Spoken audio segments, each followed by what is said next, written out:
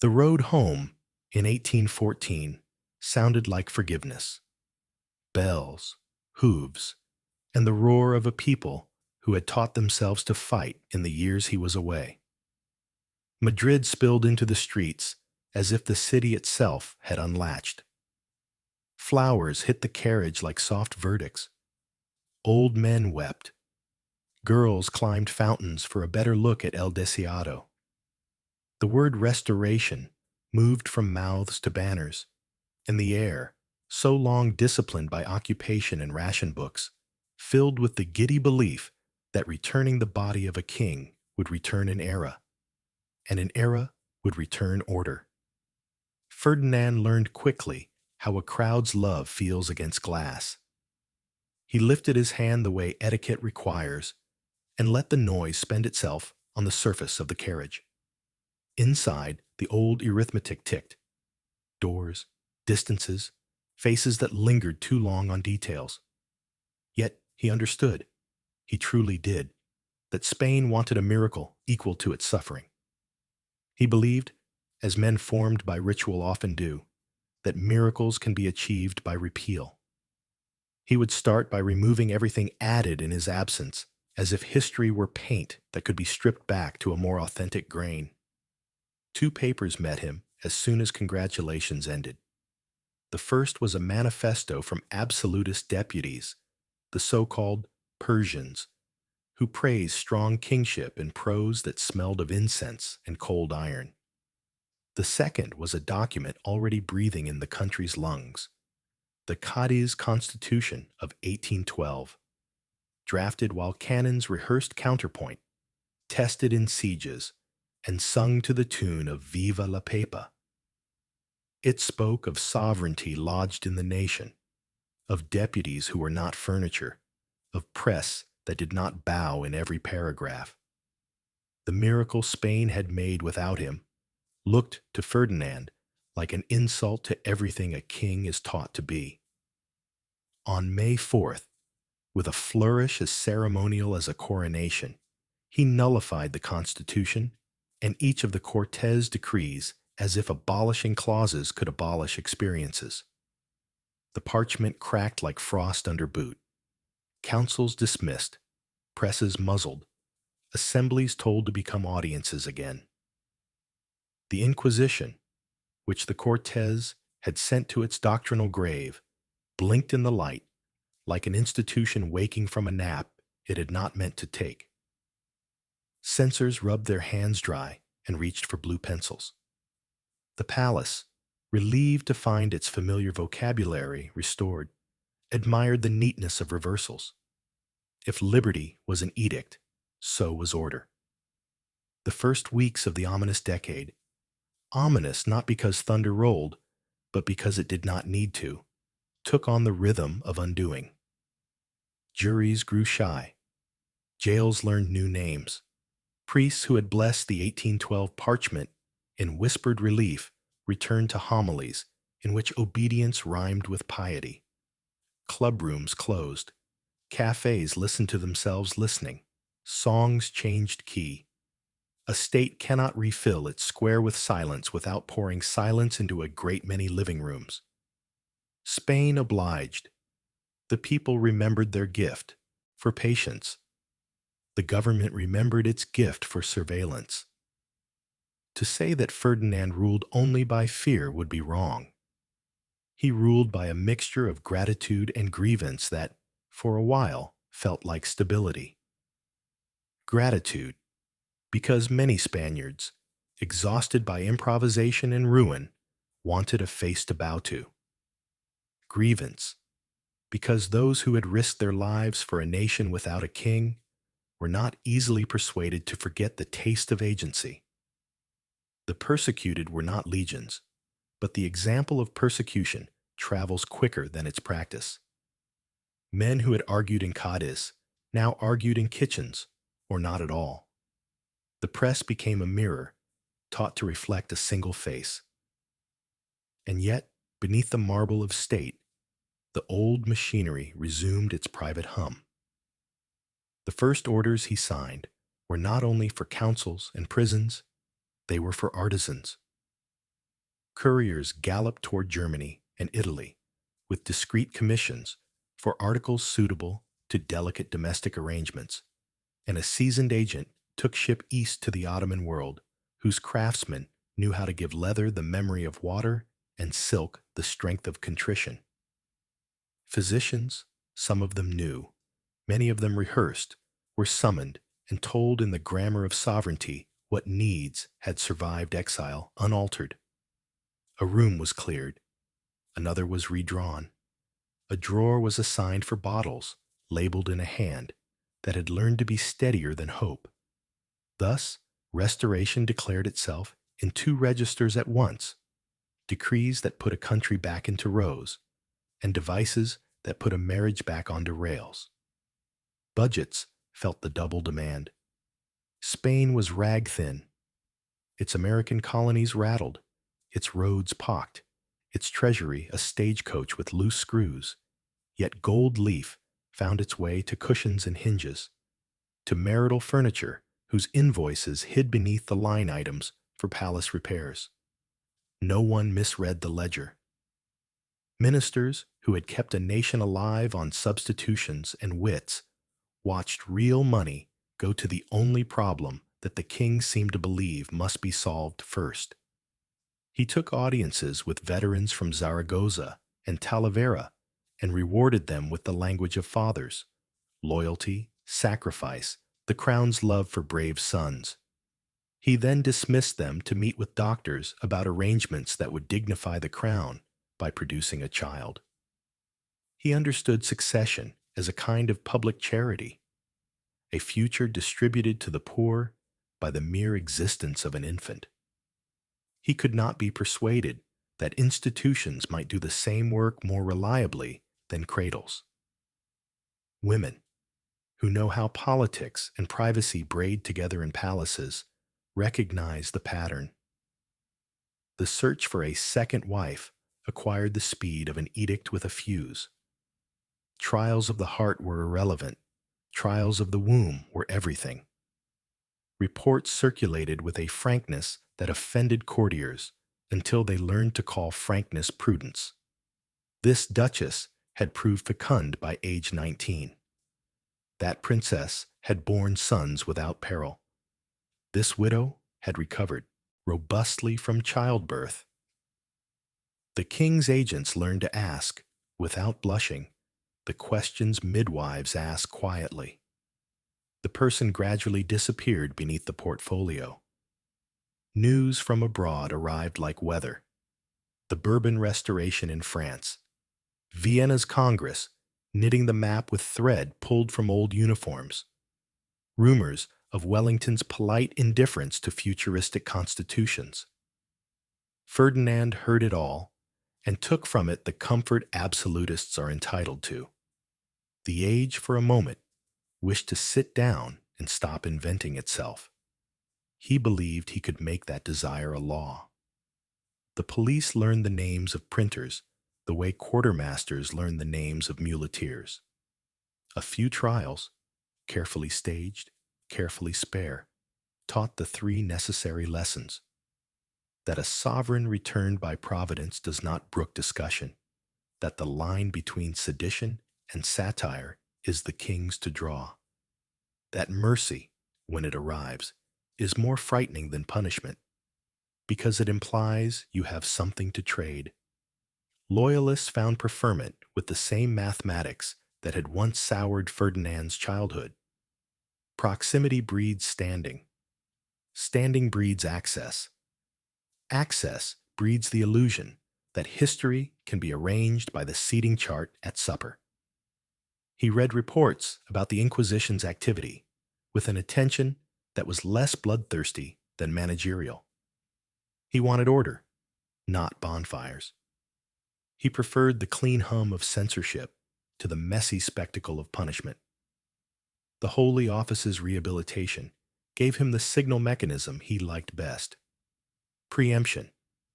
The problem solved before its public manifestation, the awkwardness negotiated into absence. Secrecy became both method and outcome. Spain did not thunder, it tightened. Not everything was stagecraft. He could be generous in the way of men who see a life in a single loyal gesture: a pension increased, an orphan placed, a veteran's limp noted and remedied with practical aid. He liked the crisp gratitude of such transactions. They reassured him that kingship, properly performed, could lift burdens without asking the king to confess his own. When he heard the word Constitution spoken with affection, his jaw remembered Valencia. When he heard obedience, his pulse remembered Madrid. Trauma is a bad monarch and a worse counselor, but it writes with an indelible ink. By winter, the palace had resumed its double calendar. In the public one, audiences, te deums, small thunderclaps of promotions and pardons, a new gloss on old rituals. In the private one, fittings, fittings, fittings, of silk, of leather, of words softened to euphemism. Consultations held at hours polite clocks prefer to ignore. A regimen designed to make the marital chamber less like the chamber of horrors it had been, and more like the chapel of hope it needed to become. The physicians kept their notes precise and their eyes averted. The ladies in waiting relearned the soft footfall of complicity. The country adjusted to the after of a war fought in doorways and orchards. Men who had led guerrilla bands now led quiet lives under watch.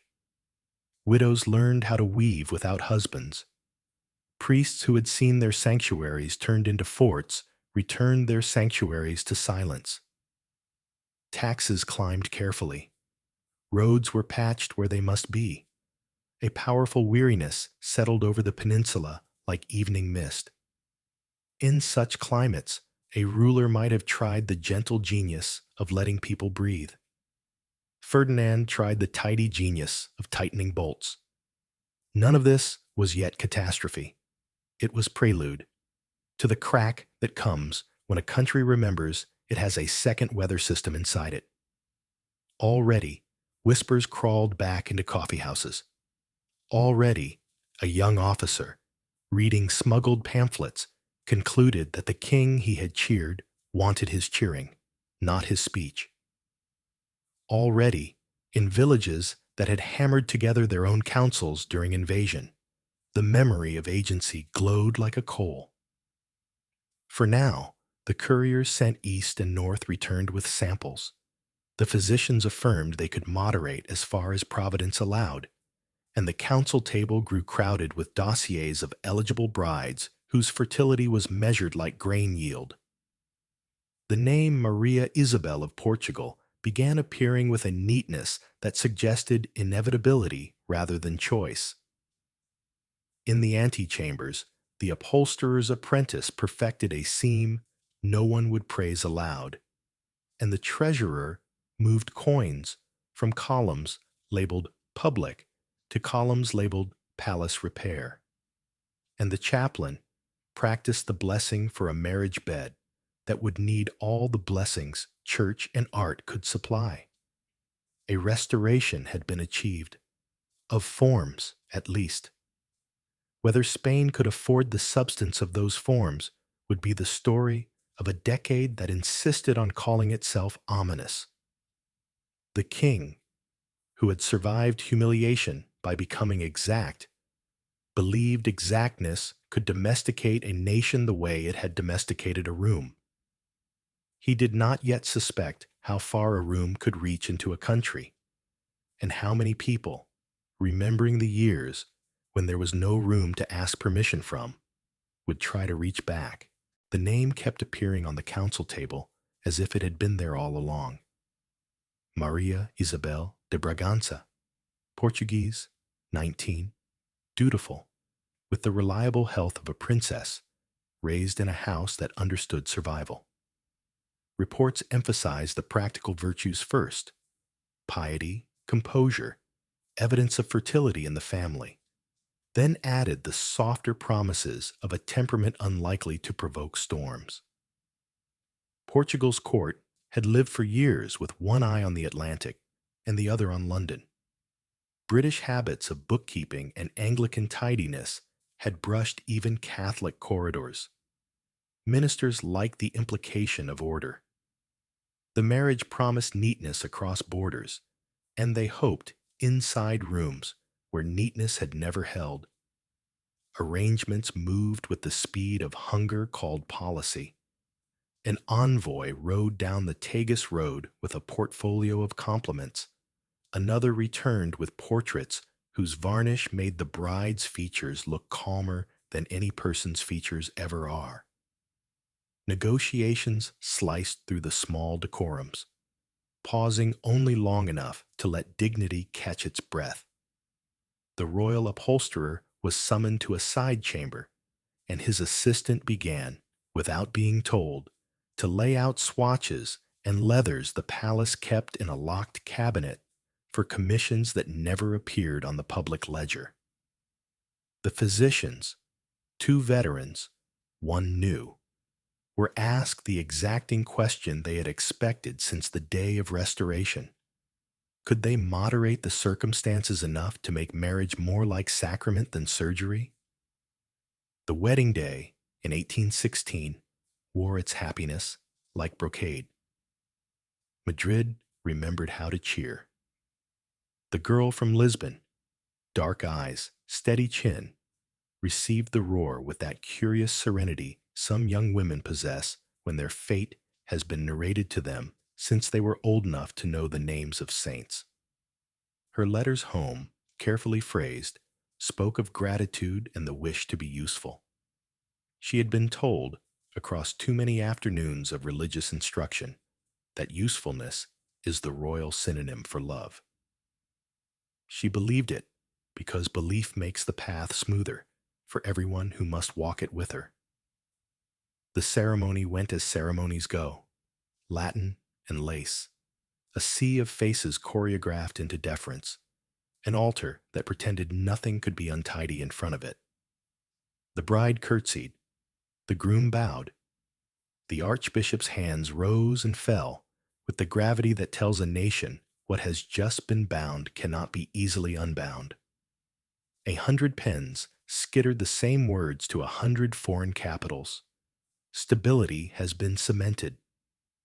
In the square outside, someone began a tune that had survived too many wars to remember why it was cheerful.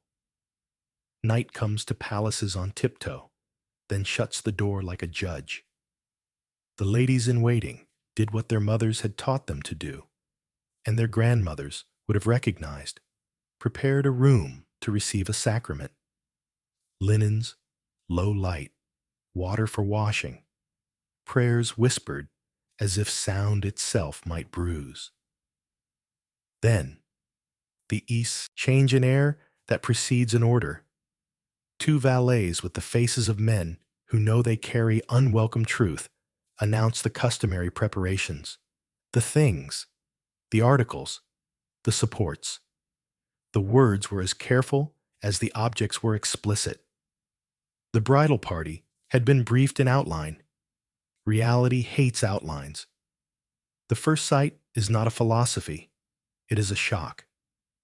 What fear calls monstrous, language tries to tame. What language calls peculiar, the body experiences without dictionary. The bride's hand flew to her throat, then dropped, then reached for the back of a chair as if wood were doctrine. A lady caught her elbow. Not screaming, not at first, but those thin breaths human beings take when their ribs remember they are cages.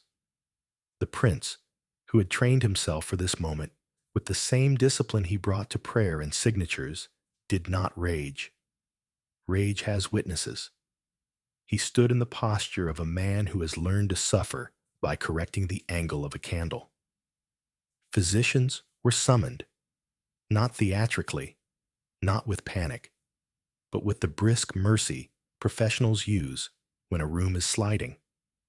Their voices took on the tone that serves as anesthesia when there is none other, measured, respectful, almost liturgical. They explained the arrangements and their purpose. The special cushion was placed, the oils were warmed, The instructions, gentle, precise, made of two people, a pair of patients. Laudanum hovered like a thought no one wanted to think aloud, and then, because kindness sometimes wears the face of compromise, was brought in. The dose was less than the habit of a previous marriage, and more than the bride would have chosen for herself if choosing had been the sport offered tonight. It was not consummation, it was a negotiated contact with pain.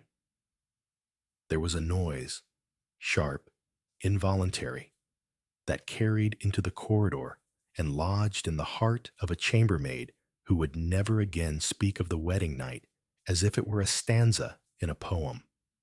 There was blood enough to ruin linen and not enough to justify anyone calling for last rites. There were pauses that stretched too long to be called composure and too short to be called refusal. There was a prince holding a breath he would not let himself release as sound. There was a queen learning a fact she could neither command nor prayerfully rename. Mourning's discretion is a different art.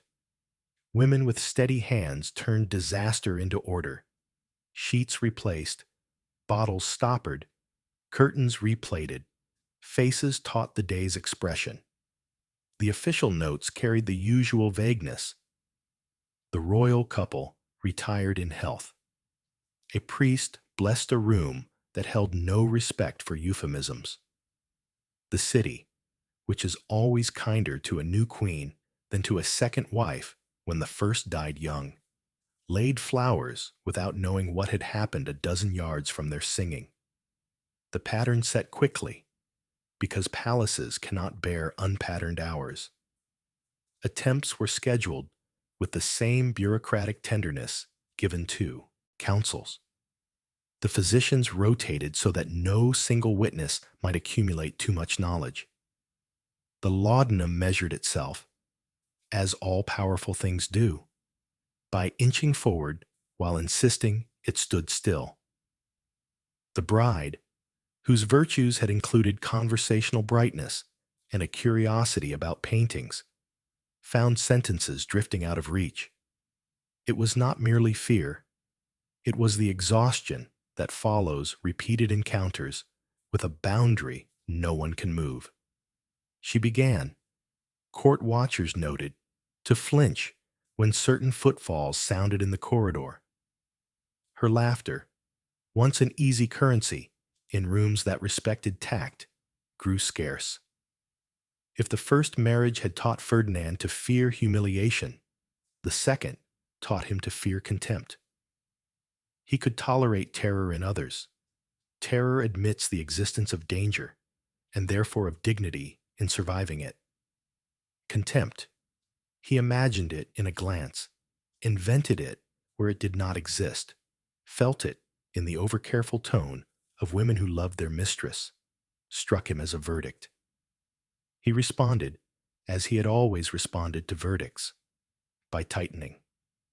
Letters in and out of the Queen's apartments were inspected under the doctrine of prudence.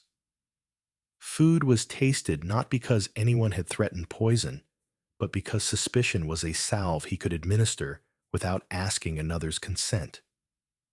The ladies adapted to the surveillance as they adapted to everything, with elegance that left no fingerprints. They learned which phrases soothed the physicians and which calmed the prince. They learned that if the articles were arranged before dusk, the air in the room felt less like a trial at midnight. They learned to signal one another with the flicker of a fan when the Queen's courage began to fold, and to angle their bodies so as to make a small wall when she needed a few seconds to be only a woman and not an emblem. They learned, above all, that kindness is a contraband that must be trafficked with skill. There were interludes that made hope seem sane. A month when pain visited less often. A sequence of days when the Queen's appetite returned. A morning when she stopped beside a court painter's easel and asked about a pigment with such careful attention that everyone present pretended not to hear relief sigh through the room. The king, who could be tender in his stiff way, sent a gift that required no intimacy: books, bound in a calm blue, on gardens and devotions. She thanked him with the exact warmth etiquette could register. They took a walk once in the Alameda and spoke about the river as if water were a subject that could be mastered. For an hour, they looked like a couple rearranging themselves into a version that might survive. But the calendar does not keep faith with good afternoons. The regimen resumed with the steadiness of a clock that has no other purpose. On a night in late winter, a scream cut through the antechamber as cleanly as a thrown plate. A guard stumbled in, already apologizing. The physician's hands shook only when no one could see them. In the morning, the queen stuttered a word she had never stumbled on before, and the court, which notices everything and names nothing, noticed. In the weeks that followed, the stutter remained for certain syllables, the ones that began the phrases women use to ask not to be left alone. Ferdinand misread the symptom as insolence, a refusal to speak plainly dressed as a medical problem, and his patience thinned. He did not strike. He almost never struck. His cruelty found other postures. He arrived, without announcing himself, at hours not on the schedule to test whether what the schedule protected was modesty or resistance. He had the carpets in the corridor outside, her rooms changed, because their pile betrayed the number of visitors by the depth of their indentations. He insisted that a footman who had served the queen since her arrival be reassigned to the kitchens, because the man's eyes were too compassionate.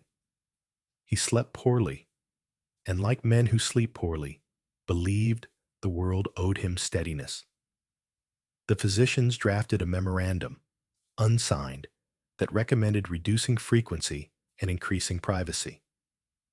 It proposed that the body had its own calendar, and that attempts to bully it with other calendars injured all involved. The document reached the minister, who handled such brutal logistics, and he understood its wisdom. It also reached the king, and he understood its implications. To reduce frequency felt like admitting defeat. To increase privacy felt like granting a veto to the one thing he could not control: pain. He returned the paper with a note in the margin asking for fortitude, as if fortitude were measured in appointments kept. Beyond the bedroom, the kingdom continued its solemn rehearsal of might-be stability. Police files thickened on the shelves. Printers learned to replace types quickly when a paragraph attracted the wrong attention. The army learned to salute a sovereign who asked it to keep a citizenry from wandering back into the agency it had discovered during the war. In this public theater, the queen made a model figure. Punctual at devotions, dignified in appearance, uncomplaining. Ladies whispered that her face had acquired a transparency it hadn't possessed in Lisbon, the look of someone who has moved into the interior of herself and is learning the rooms as best she can. She tried in small ways to push light back into those rooms. She sponsored a painter no one had yet praised loudly. She insisted on keeping a cabinet of curiosities, shells, medals, cameos, that let her practice the old pleasure of choosing. She wrote to her mother in phrases the censors would find boring and tucked between the lines the code all daughters learn when they need comfort without noise. When she laughed, which was not often, the court listened the way the devout listen for miracles. Intent, ashamed of the intent. In the spring, after a fever that left her hands colder than any glove could, warm, she rose slowly from bed and made a tour of the palace galleries. In front of a Flemish still life, a bowl of fruit painted with the kind of patience that forgives nothing, she said, very clearly and without a stutter, "Some things are arranged to look easy." The lady beside her squeezed her arm once, gratitude and grief in the pressure. The king, told later of the remark, frowned as if it were a riddle with a wrong answer. The palace's machinery, meantime, refined its procedures, because procedures feel like care. A bell was added to the headboard to reduce the number of startled cries. The hinges that complained most were replaced with costlier ones that moved like thought. The laudanum schedule was rewritten in smaller handwriting. Every improvement pressed the participants closer to the thing none of them would name: that the idea of a marriage can survive rituals the people inside it cannot. By year's end, the court had absorbed new habits of walking and speaking that no edict had formally imposed. The bride from Lisbon had become a queen of composure. The husband forged by humiliation had become a king of arrangements. The people outside learned to hear the palace's sorrow in the heaviness of its good news. In the registry, the ministers kept for hopes. The entry heir still sat naked on its page, waiting for ink. In the minds of doctors, whose vocation had taught them the mercy of limits, another idea formed: that the palace, having turned the bridal chamber into a workshop, was about to turn the workshop into a theater. What had been private experiment would soon invite spectators with titles and notebooks. But that is the next room. Tonight, the palace lowers its lamps and pretends to rest. A woman sleeps the brittle sleep of the weary. A man lies awake, listening to hinges that no longer creak, and hearing, in their silence, the rumor of laughter he cannot locate. In a cupboard, the bottles wait with their terrible patience. On a table, the memorandum recommending less is folded under a book of prayers. Somewhere beyond the walls, a city breathes and forgets and remembers, as cities do. And in the antechamber, the physician on duty rehearses the phrases he will use if called. Phrases that must turn a failure of flesh into a sentence capable of soothing a king. There comes a point, in palaces and in hospitals, when procedure feels too fragile to carry hope. The instinct, then, is to add witnesses, to borrow certainty from other eyes. It began as consultation and turned, by degrees polite enough to fool the conscience, into theater. Letters moved along the diplomatic capillaries, to Paris and Vienna, to German universities where anatomy drew applause, to clinics that prided themselves on seeing what modesty hides. What arrived in Madrid were not gawkers. They would have been easier to dismiss, but men of learning with clean fingernails and notebooks ruled into perfect squares. They came to observe a problem already described. They left believing they had watched a mystery performed. The stage was the royal bedchamber, washed in lamplight as carefully as a studio. The cast, rehearsed by necessity, knew its marks. The physicians, with voices tuned to reassurance. The ladies with hands that could make any object seem innocent. The king, whose endurance was a posture learned in adolescence. The queen, whose courage had acquired that thin transparency one sees in glass stretched too far. On a table sat instruments that were more furniture than medicine, arranged with a deference that tried to deny their function.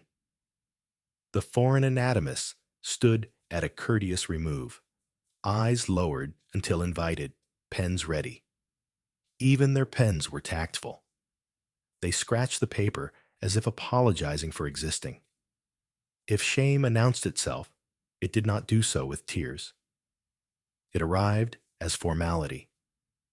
Procedures were read aloud like collects. Measurements were discussed with the same restraint one applies to drapery. Phrases like to prevent injury and to facilitate were repeated so often they lost their edges and became a kind of incense.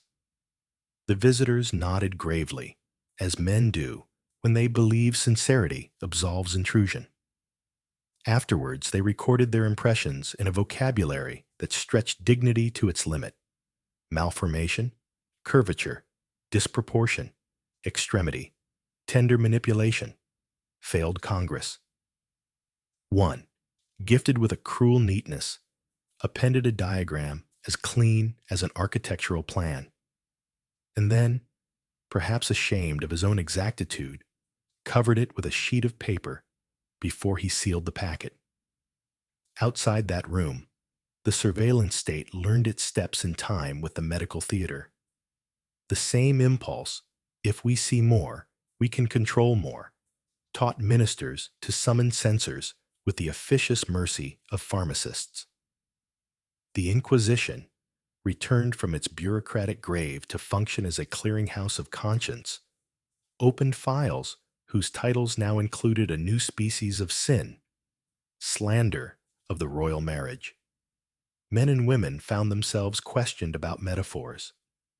A joke about cushions that had begun as a sigh in a kitchen became a chargeable offense by the time it reached a magistrate's desk.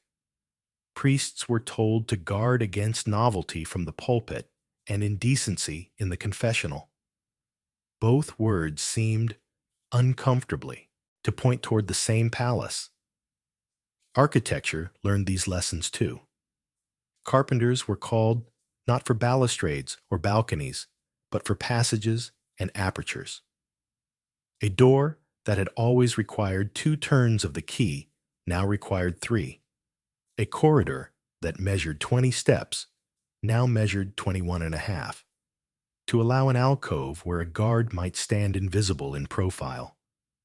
A wall, already thick, acquired a second skin with a peephole drilled at the height of a worried eye. The locksmith, proud of the way a new lock whispered shut, received a purse and a warning a little larger than the purse. The palace began to breathe through the seams men had added to it, and everyone who lived there acquired the habit of listening for lungs. The tasters, once a formality performed for the benefit of ambassadors, became a choreography precise enough to earn a soldier's pay. Each dish sampled. Each taster observed not only while eating, but while waiting the prescribed minutes for imagined toxins to declare themselves. The king discovered a ritual he could trust: fear converted into steps, steps into calm. He counted the breaths between spoon and swallow the way he counted beats between knock and entry in the queen's rooms. The ladies called the waiting the second grace.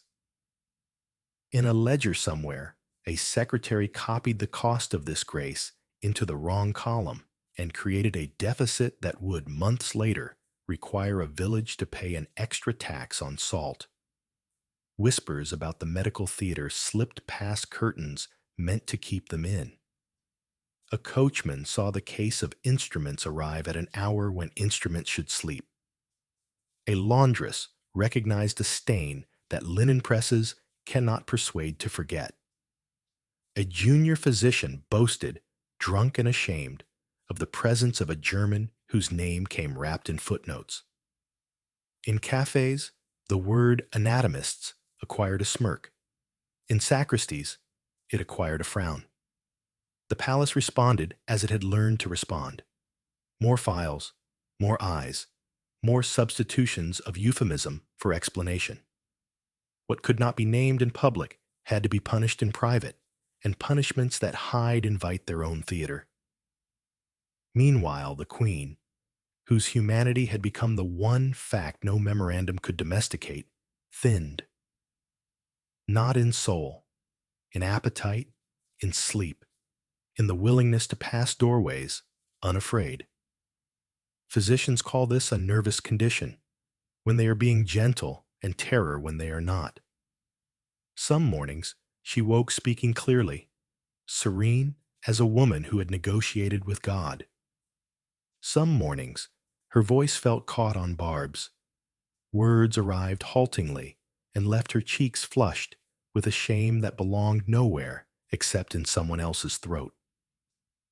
The ladies learned to occupy silence as if it were furniture they could stand before to save her from drafts. Her body learned its own politics. There were months when she swore she felt life. The textbook signs arranged like hopeful punctuation. Appetite, glow, a change in rhythm. Physicians listened, nodded, and prayed. The household hummed in that tuned minor key that surrounds a royal maybe.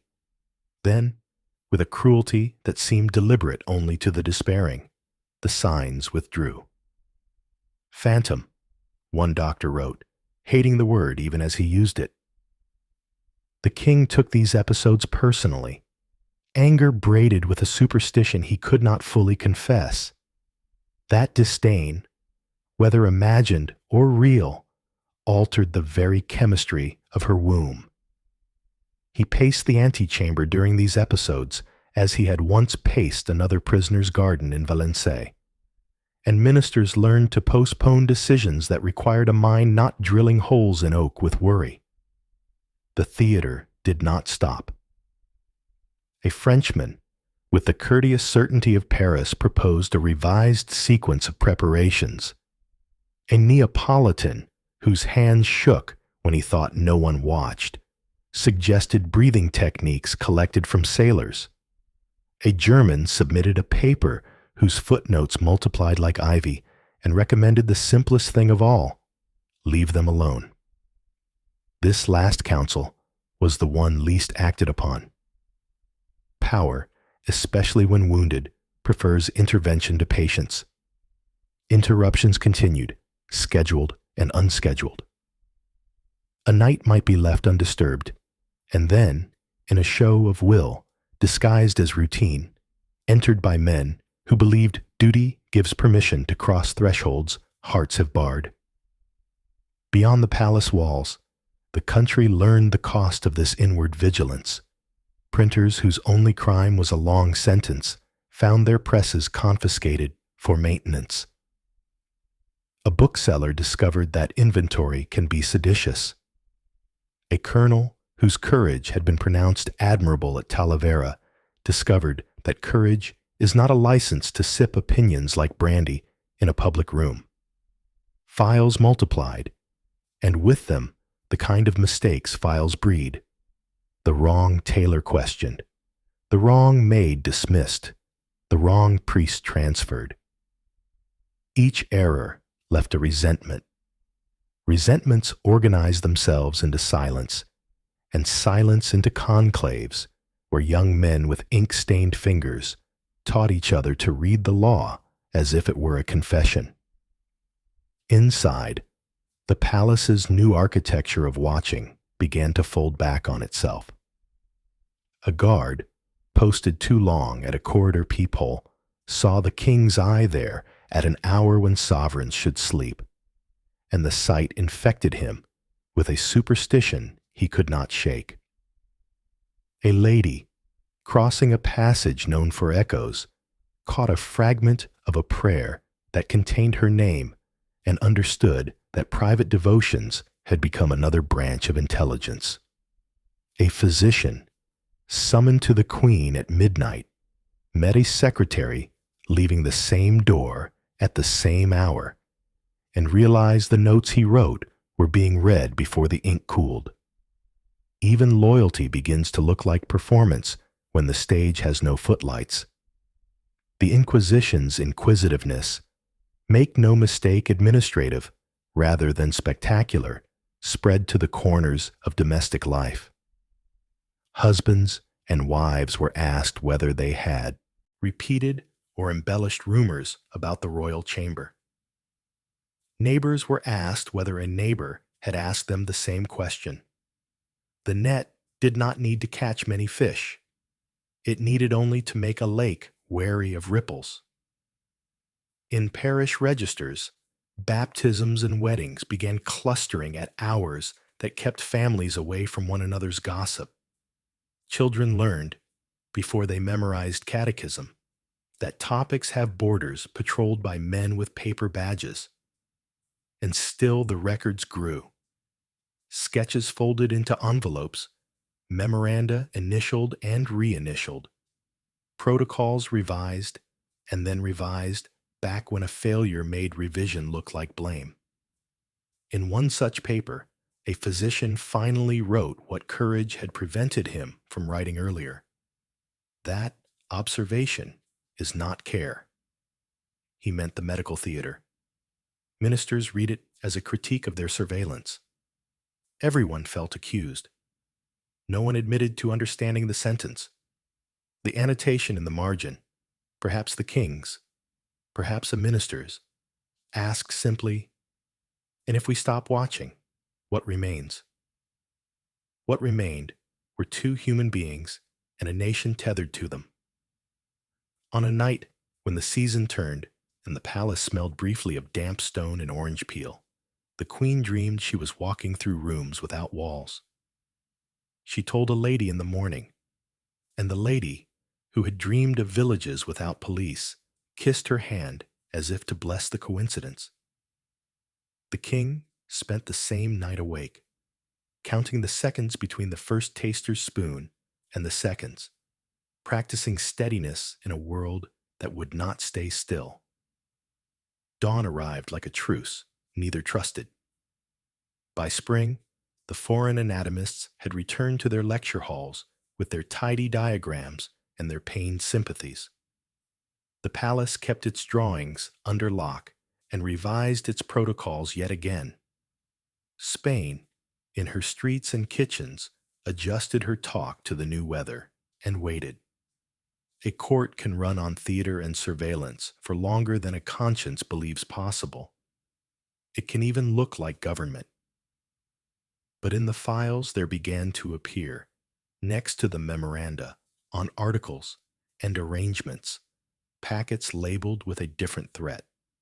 Officers proposing reforms, students meeting after curfew, petitions whispered instead of sent. The watchers had taught the country how to watch itself. What they had not taught it, what they did not think it needed, was how to breathe. The bell on the bed's headboard remained within reach. The hinge on the spy hole remained oiled. The tasters performed their second grace. The queen practiced standing very still in doorways. The king practiced walking past them without stopping. The physician on duty kept his coat buttoned and his phrases ready to turn failures into sentences fit for a sovereign's ear. The country counted other things. How many young men could read? How many veterans owned no boots? How many mothers hid a pamphlet among linens? Everyone waited for a sound, a cry, a crash, a cheer. That would announce the next scene. It did not come that night. The palace slept its practiced sleep. Madrid, obedient to lamps, darkened. In the morning, couriers set out with envelopes that kept their secrets and horses that did not. The theater would continue. The watchers would watch. And somewhere, in a room where no one listened, a young officer drew up a list of names, not for persecution, but for a different kind of assembly.